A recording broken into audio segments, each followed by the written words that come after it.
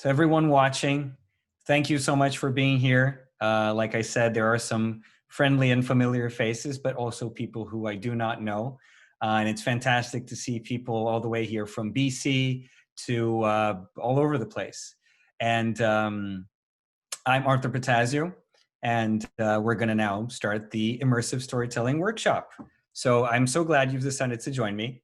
And again, it's always amazing to meet admirers of good tales, no matter the medium. So I just saw a question from Emily. Is this mostly about VR storytelling?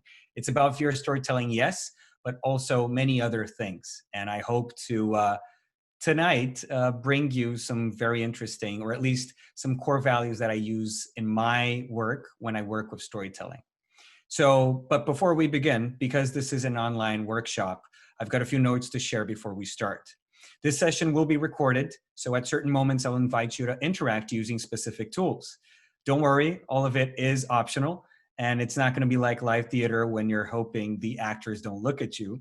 But I do hope that you'll take part in it, because most of the experience is going to be potentialized by those actions. And before I introduce myself, let's take a look at what our storytelling community looks like. So I was saying hi to all of you, because for that, I want you to switch to the gallery view, if you can, here on your Zoom controls. Switch to gallery view just so you get an understanding. Right now we have 44 people connected, and that's amazing to see that all of you are interested in screenwriting, in storytelling, in several different aspects. And once you have gallery view activated, I also encourage you to activate your camera and share your smile with the world. It might seem obvious, but it's important to remember we're all humans and not just pictures on a screen. We might work remotely, and 2020 has taught us a lot about that. But it's good to get a general understanding of what each person's background and intention is. So for that, I'm going to ask you, and I'm going to do the same here right now. I'm going to actually ask you to rename, and there's no rush, but rename your Zoom display name with the industry that either you work in or are looking to get into. So I've just renamed my name to Arthur Protasio, Protasio then multi-platform. And while you take care of this, I'll start with our table of contents for today and explain who I am. And also, again, just a reminder for everyone, there's no problem if you want to share video, etc. No issues, it's all optional. So today's chapters, or should I say our 5-act structure. First, I'll introduce myself and talk about my passion. Spoiler alert, it's storytelling. Then I'll investigate what it means to be immersive and the definition of storytelling we'll be working with. I'll go over fundamentals and point out core concepts of the act of crafting narratives. As we progress, I'll share a simple yet valuable checklist that I apply when conceiving and developing projects. And after that, I'll show how these questions were applied to a recent project I worked on, the Cobra Kai video game. And finally, I'll assign a challenge based on everything we've discussed. So if you've got any questions or comments, feel free to post them in the workshop chat. I've already been answering some questions and mentioning and just interacting with you. So feel free to do that. And I'll do my best to check them as I speak and answer anything that fits into the current topic. So who am I? As I mentioned, I'm Arthur Protasio, a creative director, writer, producer, and storytelling consultant. I'm originally from Rio de Janeiro in Brazil, and I made my way from the Atlantic Southeast to the Pacific Northwest, more specifically, Vancouver, BC, last year. I've got a background in law, and yeah, I went to law school and I studied freedom of speech, how artistic and cultural expression can make themselves available, including video games, VR, etc., and have a master's degree in narrative design. I've been crafting stories professionally for the past 6 years, and after working as a screenwriter and scholar, I began doing business as fableware narrative design, which you see on screen. So this presentation will be, as I think is ideal, a combination of both my academic and professional experiences. And since starting Fableware, I pride myself in being a multi-platform content creator. That's why I put in multi-platform next to my name. I've worked in TV shows, feature films, video games, comics, VR, and even water parks. That's a story for another time. From Cobra Kai to Mickey Mouse, Disney to Team 17, I've had the chance to create new IPs, work on existing franchises, and with international companies. So all the way from indies to blockbusters.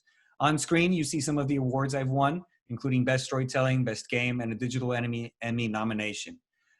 Here in BC, I'm also one of the leads of PvP Circuit. This is a nonprofit organization which connects game developers with industry specialists, mentors, and consultants. We pivoted to online events this year, so if you got a game idea to pitch, join us from anywhere in the world and receive feedback on the spot. On a more personal note, I probably listen to music 24/7. In 2020, my favorite artist was Jungle, and according to Spotify, I was among their top 0.1 listeners. I thought this was even weird. Either no one listens to them, which is not true, or I'm a diehard fan. So I'll let you come to your own conclusions. And now that you know me, let's take a look at our gallery view. So if I take a look here at all the people that are connected, it's so cool to see. So for example, we have Ollie, who works in XR film. How's it going, Ollie? We have Pauline with working in film. We have Felipe, who's, I gotta make my screen bigger because now we go. There we go. We have Arthur, who is working with games. We have Patrick, who's working with VR, AR as well. So what I wanted to just emphasize here, which is super cool, is the diversity of platforms and areas that people come from and are also going to. I think that especially now today, we're in a world where we're focusing much more on IPs and worlds and franchises and understanding the application of these worlds to different platforms. Of course, we still need specialists in each of these platforms, but it's really nice to understand that we all come from the same place, a place in which we admire stories, in which we live and breathe stories, and we want to make them available and accessible to people through different platforms and avenues. So going back here to the presentation, what I want to start is actually talking about immersive storytelling, of course. But here's a little twist. I'd like to break this up into two parts. So first of all, let's start with immersive. So immersive can mean many things, and especially today, it's commonly associated with virtual environments. It's no wonder, even a dictionary accounts for the impact and importance of technology. Let's take a look at this first definition, for example. Noting or relating to digital technology or images that actively engage one's senses and may create an altered mental state. So that's obvious, but today I want you to join me in perceiving immersion as something more than what digital technology facilitates as well. Of course, different platforms provide different levels of immersion, and we'll talk about that, yes. But right now I want you to focus on the concept of immersion as the state of flow. You know, Mihali's concept of flow, in which your mind is set on a single activity and you've got that feeling of energized focus, full involvement and enjoyment, much like I feel right now. Trust me, this workshop is all that is on my mind and that matters at this given moment. So right now we're going to release our first poll of the workshop, and you're going to see it's going to ask you a few questions. And I'm going to continue. Feel free to answer them. We're going to have a few polls running as I talk. And proof that you don't need fancy technology to feel engaged is that if we compare the mathematical constant pi to Shakespeare's Hamlet, in practice, they are made up by digits and letters, symbols socially constructed to represent specific meanings. Now, unless you've got a very good reason to memorize the digits in pi, you probably won't put a lot of effort into it. No wonder, only about a dozen people in the world have memorized more than 20,000 digits. On the other hand, how many actors have played the character of Hamlet? His lines alone add to a total of around 50,000 letters.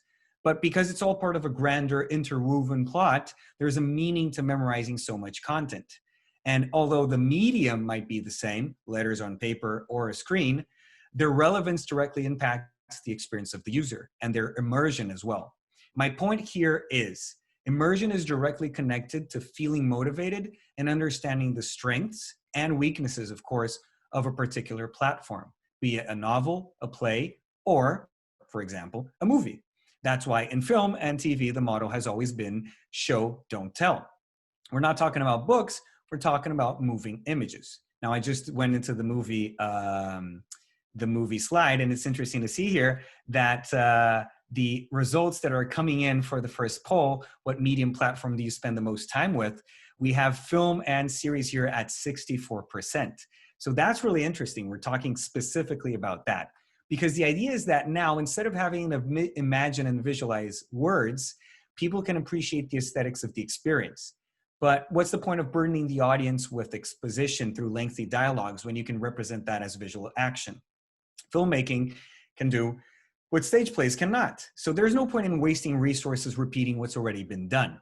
Filmmakers should make use of creative camera angles, surprising shots, and clever editing to express their voices and style through the medium.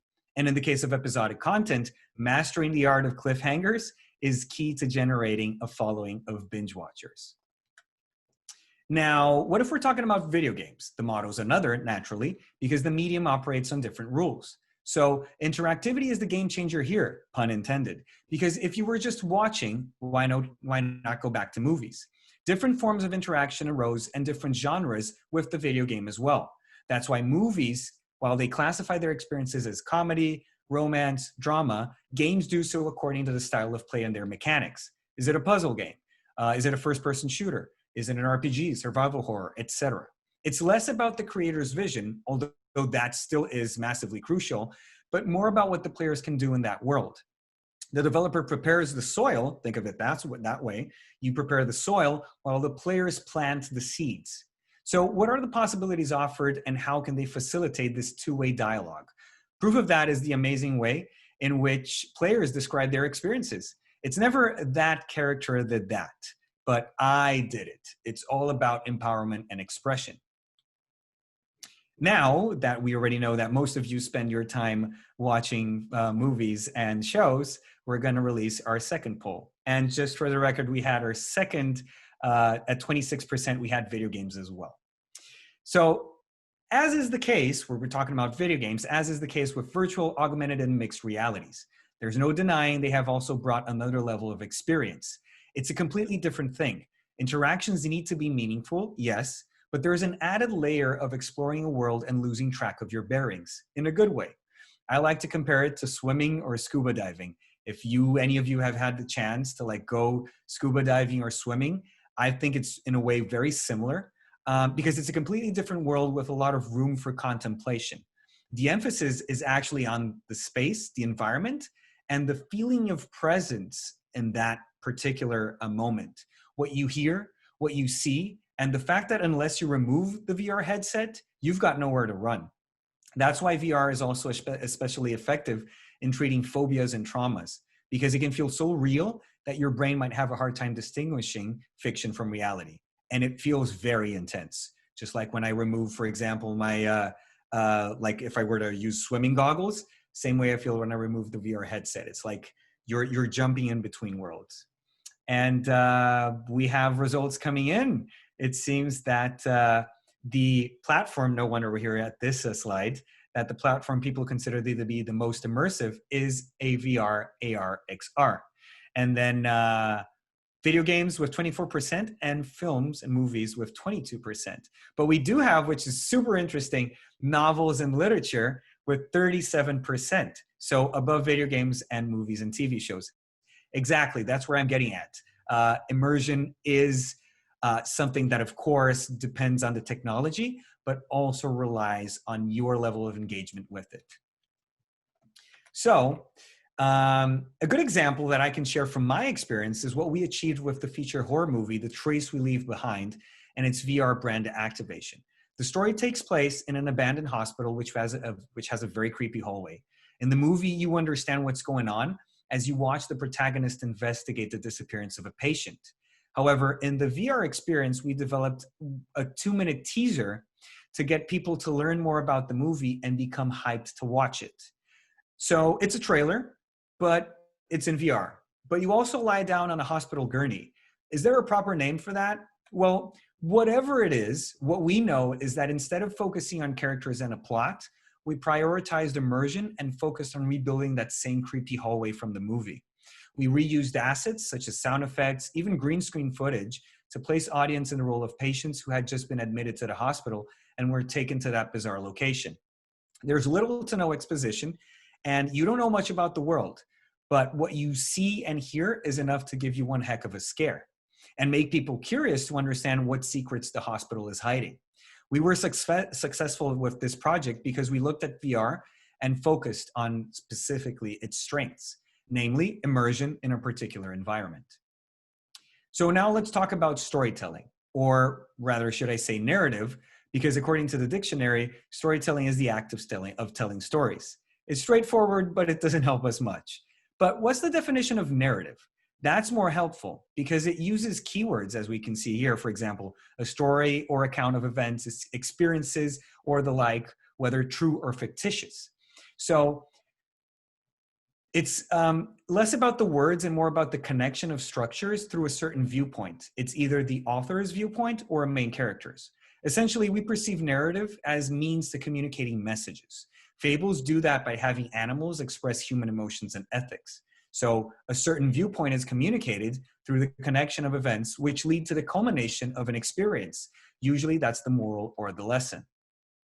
And that same logic remains to this day. Our contemporary tales also use classic narrative elements to reinforce their messages, such as characters. Notice how many shows have several seasons, and even if you kind of like lost track of what's going on, you still stick for the characters that are in it.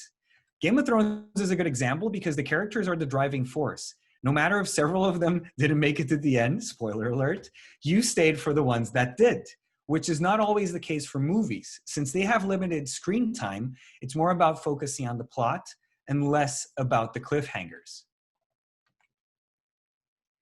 Now it's time for our third poll. So we're gonna talk about adaptations.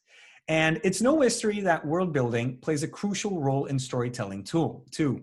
Every story we tell takes place in a specific universe, which is great for establishing and discussing themes. And that later can be adapted or expanded into other platforms. So The Walking Dead, for example, started as a comic and was later adapted into a show. You can see the repeating Rick Grimes on the screen. But as a franchise, it was also noted expanded, not adapted, into games. So like Telltale's Walking Dead, where the focus is on other characters, and that's a screenshot you see at the top of the screen. The point is, if your world is ripe with content, you don't need to reuse characters and plots. That's the logic of transmedia storytelling. Several tales that stand on their own, but together paint a bigger picture. It's less of a puzzle and more of a mosaic. And all of these diverse manifestations of narrative are possible because they're essentially discussing symbols and their relevance in our lives. So it might feel like second nature because we're storytelling animals, but there are three core elements that always come into play. Number one, documentation. Since the dawn of our time, we've tried to preserve knowledge. While oral communication and gestures, just as like I'm doing right now, are basic to us, cave paintings were just as important. Though it is possible to pass down information from generation to generation just by talking, it's not as reliable as a parchment, bits of data, or even a rock. So how you choose to tell a story, meaning that specific medium, directly affects how it's told and how long it'll stand the test of time. Number two, conflict or excitement. Stories are only as interesting as their conflicts. The Greeks used mythology and gods to spice up life. Zeus loved toying with the existence of mortals, and that has always been the model for mythology, not just in Greece, but all over the globe. The concept behind it is that without change, there is no story. There is no transformation from a status quo, and therefore you can't communicate a message.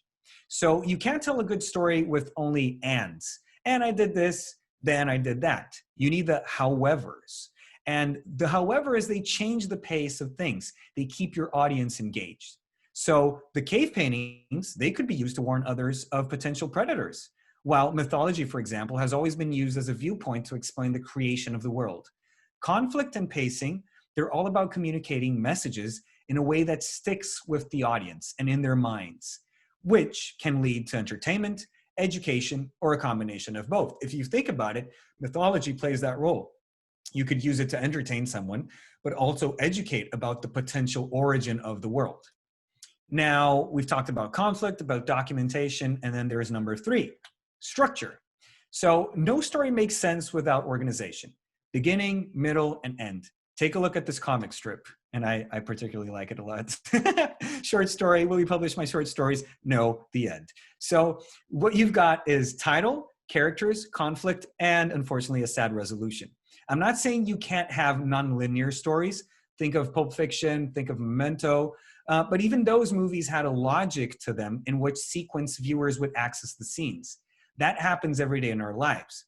One thing is a random event in which your dog eats a sheet of paper, But you turning that into a convincing explanation as to why you couldn't hand in your homework, now that's storytelling. So remember, it needs to make sense. Otherwise, it won't be accessible to your audience.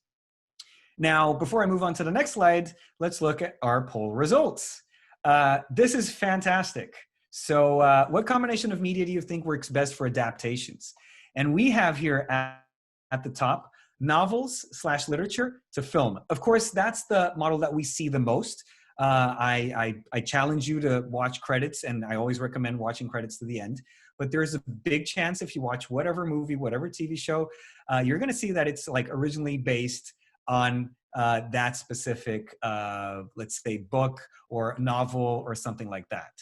We've recently seen, in fact, a very interesting trend of adaptations of comics to TV shows and movies. That's fantastic. So we first had, let's say, Sin City, which was super famous at the time because the comic was used as a storyboard for the movie. But nowadays we see like The Boys is super popular, for example, Umbrella Academy and so forth.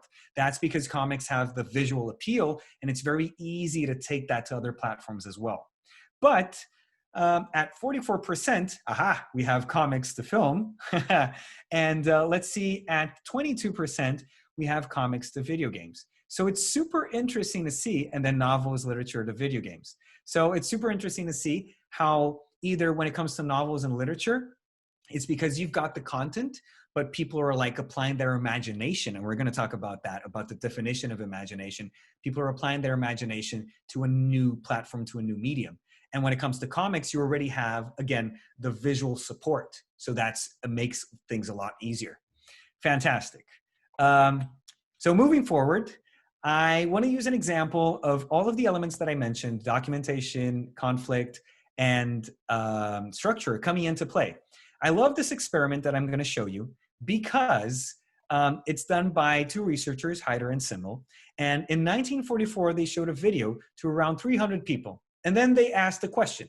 And I'm not going to give that spoiler right now. I'll ask the question after you've watched the video. So I'll do the same.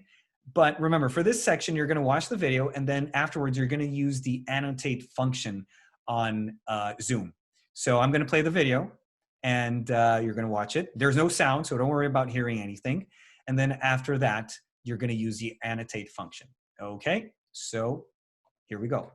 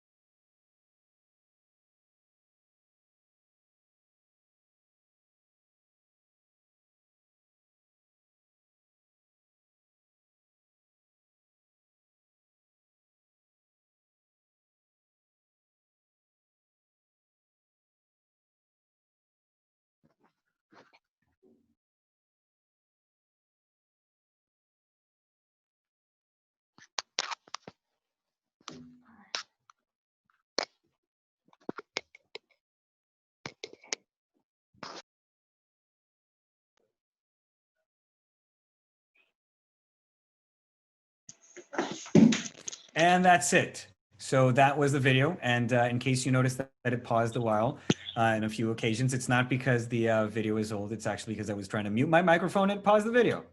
Now, the question I have for you is, what did you see? So feel free to use the annotate function to draw, type, or even place emojis directly on this slide. It's a blank slate just for you. I have my hourglass with me right here. So when this time's up, I'll read the answers. Haha, I see people drawing already.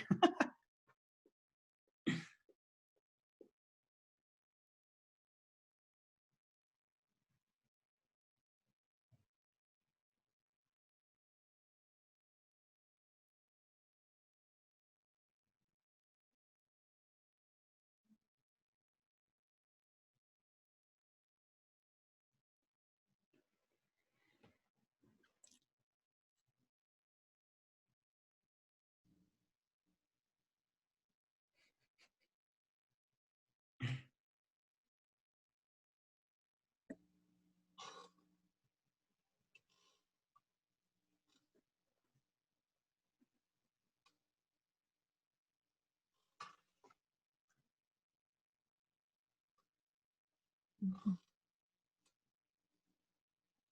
And time's almost up.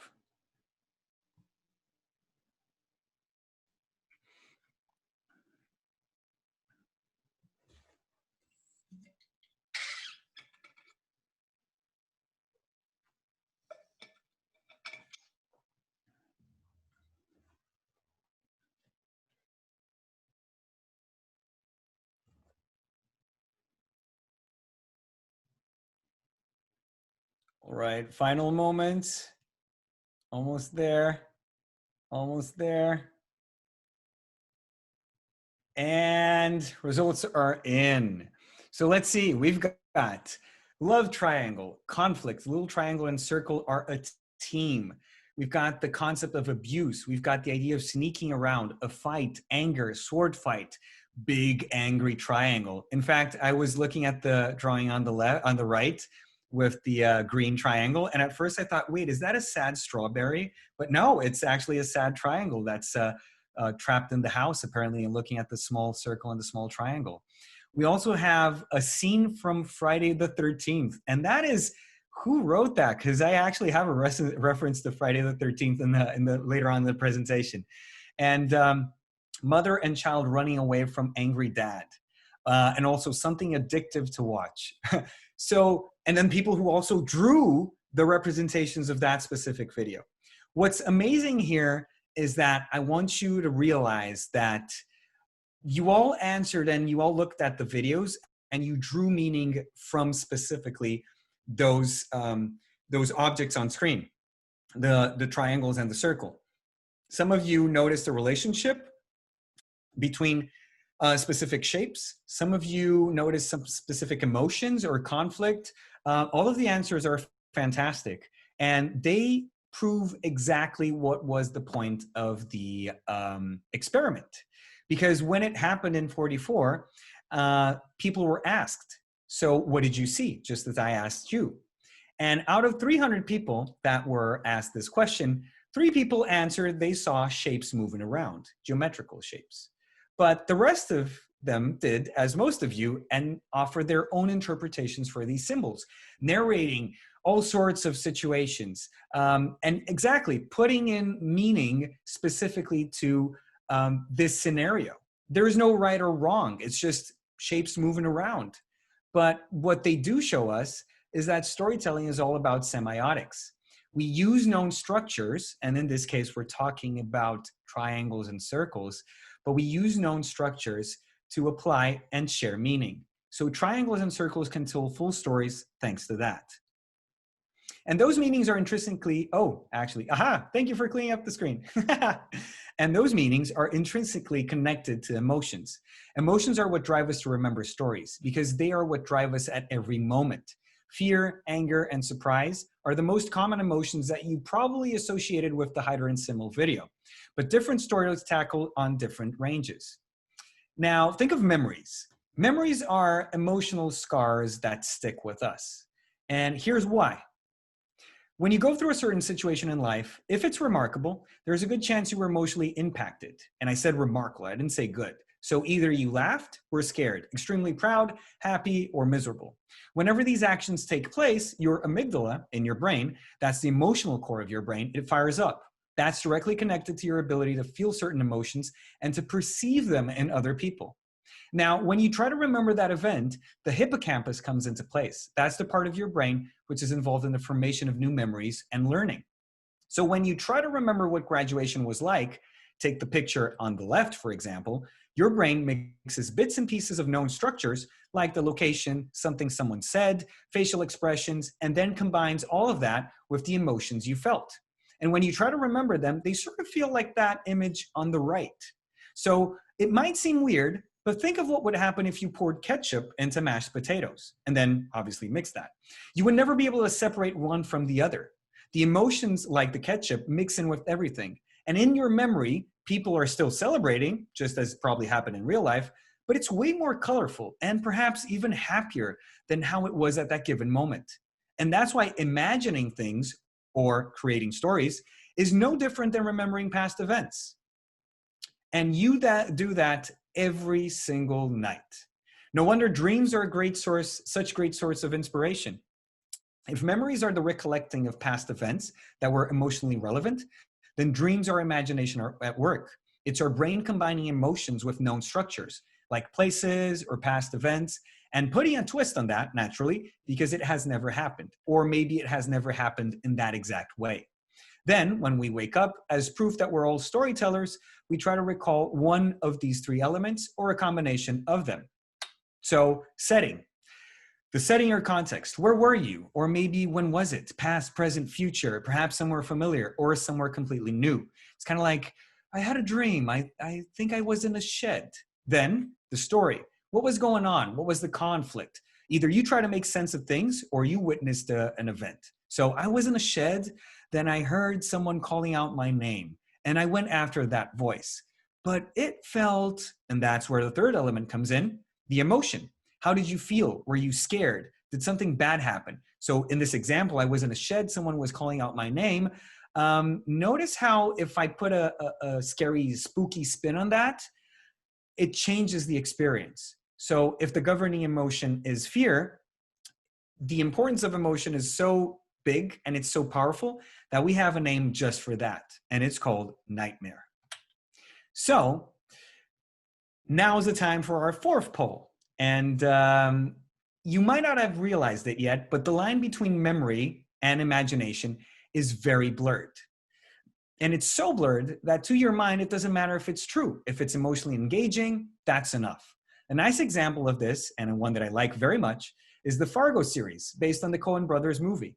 Whenever an episode starts, there's this disclaimer. This is a true story. But what's interesting is that, no, not really. The stories aren't true. And eventually, on screen, what you see, which is absolutely fantastic, is that the "this is a true" bit actually fades, and only the story remains, because that's all that matters. If the story had an impact, well, then it's already changed you and your truth, hence your life. So what Fargo does is they draw your attention by saying, this is a true story. And then they're kind of like, no, really, it's not true. But now we have your attention, and whatever happens here, even if it's not true, if you like it, that already has fulfilled its purpose. And what medium platform do you think is the most accessible? This is an interesting question. Right now we have 58% of people said film and shows and series. Then we have 34% with comics, but above comics, novels and literature. Fantastic. So moving on, now as a culmination, let's put it that way, of everything I've just talked about, we finally arrive at these three simple questions I use as a checklist for my projects. Why, what, and how? Now, the iceberg metaphor is certainly not new. So think of it this way. The whole iceberg is your project, your story, or your franchise. Everything below surface is internal documentation that only producers, writers, directors, etc., only the internal team has access to. And everything above the surface is content available only to the audience. Now, if we go to the first item, why? Why is the core message, the theme, the concept of your story? Why is this theme relevant? Why is it emotionally engaging? Why do I want to share this message? It's all about connecting with people. And as Simon Sinek says in his popular Golden Circle talk, he states that few organizations know why they do what they do. Because it's not about the money making, but the purpose, the cause, or belief. Same thing here with storytelling. Even if we're not talking about a corporation per se, it's still about the branding. So think about toothpaste or marketing in general. Very rarely are you sold on a product because of its technical specifications. You're more likely to trust the word of mouth from a friend, and that's because it comes from someone you trust who's bursting with emotion, like the popularity of Among Us right now during the pandemic. So you use toothpaste in the same way because you want that handsome smile. You drink soda because people are enjoying themselves when it's around. And you go after games and shows because your favorite influencer seems to have a pretty good time with them too. What? So this is where we get to what's specifically or typically perceived as a writer's work. Writing a novel, a script, making use of acts and characters, the hero's journey, for example. Who are my characters? Where does it take place? What is the plot that weaves it all? This is where you articulate the internal narrative elements of your story so they're connected to your message or theme. It's all about the premise, the synopsis, and the pacing. which in itself are topics enough for another workshop. But notice how I said internal? That's because we're still below surface. And now we're above surface. This is the how. So this is where the narrative designer's specialty comes in, understanding the specific attributes of the medium and knowing how to implement content through them. How does the medium work? How do the platform's strengths connect with my content? How do I engage and immerse with these tools? In film, camera angles and cuts are particular to that language. In a video game, it could be a discussion about features, mechanics, the role of characters in the game design. In VR, it will certainly involve level design, the length of the experience, and the player's level of interaction. Remember, this is the tip of the iceberg the audience has access to. So there's a lot that goes on underneath the surface, but the challenge is offering just enough for it to make sense and cause an emotional impact. Another example, in Sword Legacy, our tactical RPG, we developed a story grounded on the theme of obsession. However, one of the elements that best exemplified that obsession was our willpower mechanic. Players could use it during combat to boost their powers. But if they let obsession for victory get the best of them and headed straight into the thick of battle without a strategy, they'd lose. So obsession turned out to be an emotion that manifested itself through the medium's tools. In sum, remember Marshall McLuhan's words, the medium is the message. And remember when I mentioned Friday the 13th? Here we are. So now is actually the time for our fifth poll. And in the meantime, I'm gonna mention what a great example of the power of emotions and their impact in platforms is the horror genre. When watching a scary movie, you can cover your eyes and avoid that jump scare. It's easy as that. But in video games, you've got to face your fears because the story won't progress if you don't make a move. In VR, however, it gets even more serious. You've got nowhere to hide because interactivity and immersion play a direct and very important role in that experience. Not to mention, the emotions are also prone to change based on the medium you're working with. If you're watching Friday the 13th, you're witnessing, well, according to one of the answers, you're witnessing the video that you just saw. But you're also witnessing a group of characters get hunted. And if you're playing Friday the 13th, you can be Jason and take on the role of the predator.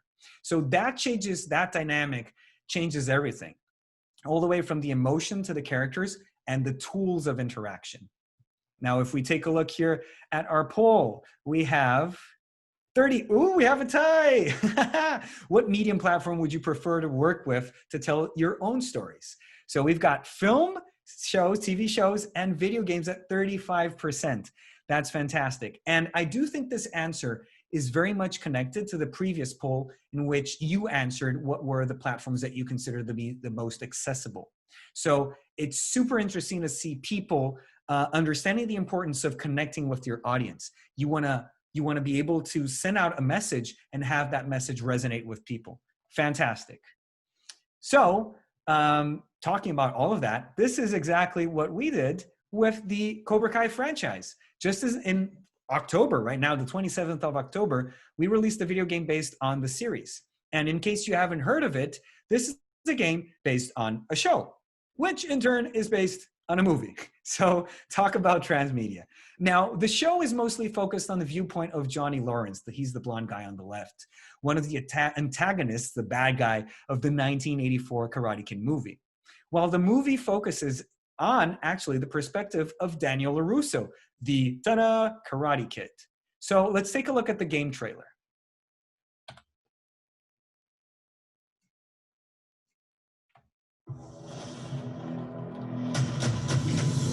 Strike first. You're gonna pay for this. Strike hard. We're done. Who's next? No mercy.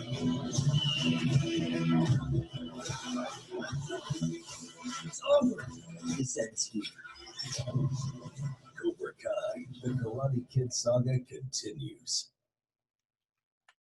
Now, while the trailer was showing, I saw a very interesting comment from Julian saying that Johnny Lawrence was not the bad guy. We'll get to that, don't worry.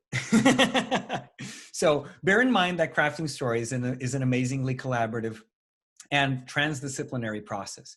I might have been the one responsible for developing the narrative, but it was only possible by joining forces with the developer Flux Games, the publisher Game Mill Entertainment, and the Cobra Kai team. Working with all of them was a blast. Here's why. Because right from the start, everyone knew the core message and emotion.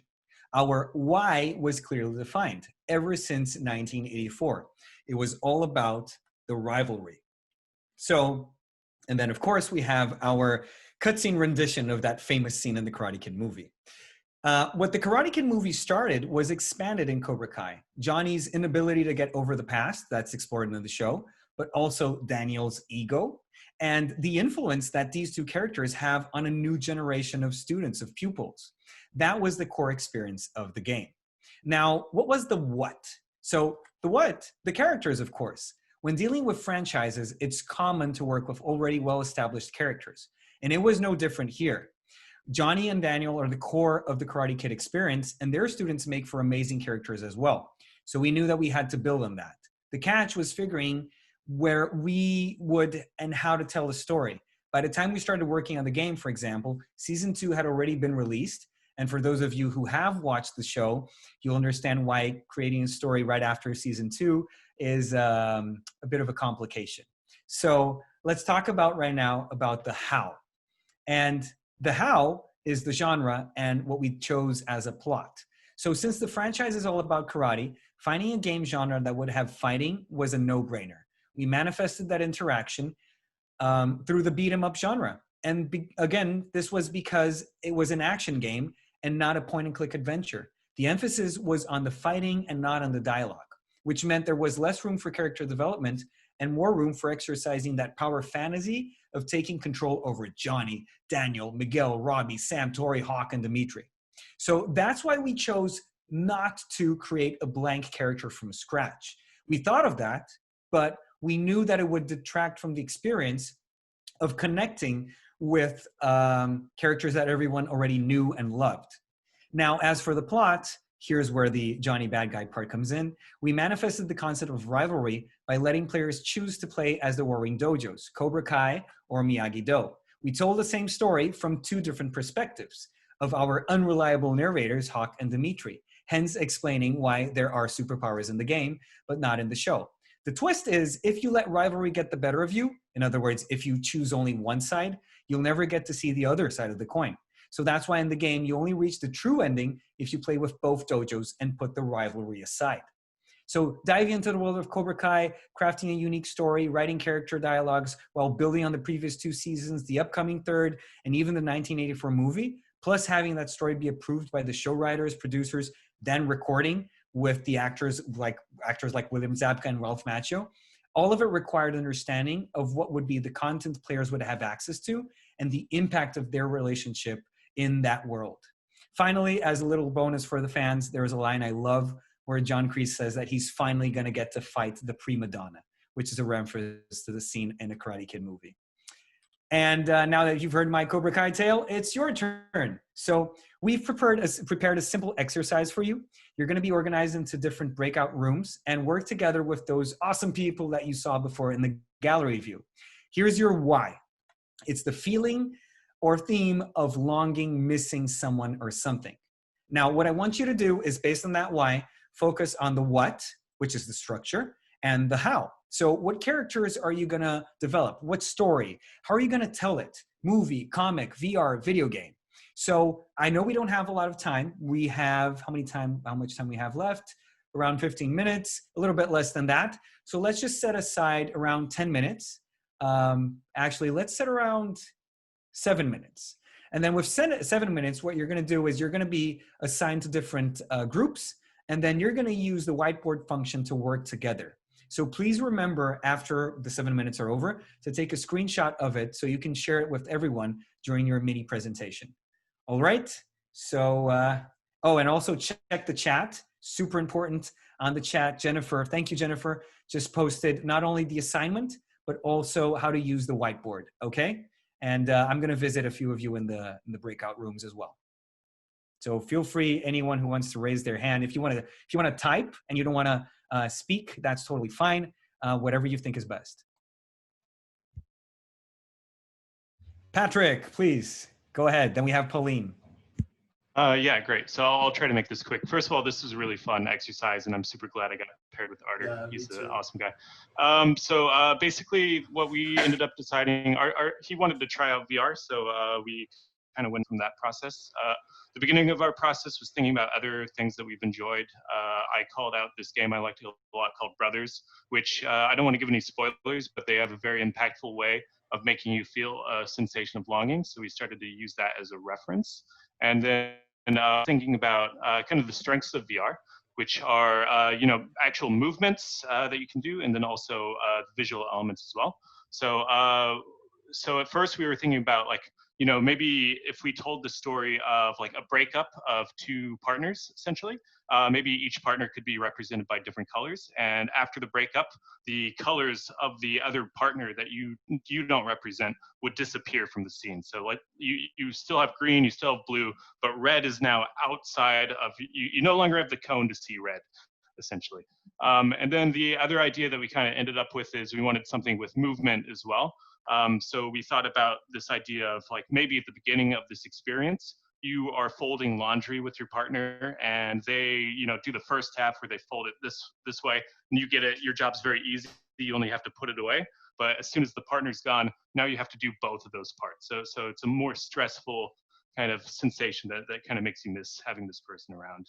Yeah. Fantastic, Patrick. Thank you so much for sharing that. I loved how, first of all, the two of you worked with colors, which it's something that like we use every day, and sometimes we underestimate the value, the importance of colors. And I also like the fact that when you were talking about laundry, you focused on longing, as in there are different ways to face longing, right? Even now in COVID times, I miss my family, for example, physical distance and all that. But you pointed out something, which is, hey, you can also miss someone because now you've got more work. Like the workload is higher, is bigger, because it's all about cooperating, right? So that's fantastic. Artur and Patrick, fantastic, amazing. Pauline, I did see that you raised your hand. Do you want to talk? Oh, brother. Yeah. So, I appreciate that. Patrick was so conceptual. For Zach and I, we were very, cookie cutter type of, script writing, because it's from creative writing, and I'm from film, I can say. So basically our story is very linear, but there's no happy ending, different from everything that we've been seeing so far. So there's no emotional relief. So basically it's, a newlywed couple who's forced to isolate together.